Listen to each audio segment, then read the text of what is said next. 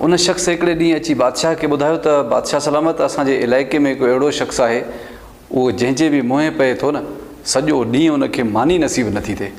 हिकिड़े ॾींहुं बादशाह टाइम रखियो, उन शख़्स खे उन घुरायो, उन सां कचहरी बचरी ॾाढी कई ऐं बादशाह सॼो ॾींहुं मानी खां महरूम रहिजी वियो।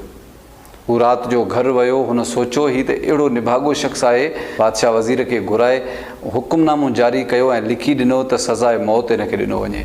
जंहिं ॾींहुं फांसी चाढ़ीनिसि पिया उन ॾींहुं बादशाह बि उन फांसी घाट ते अची पहुतो।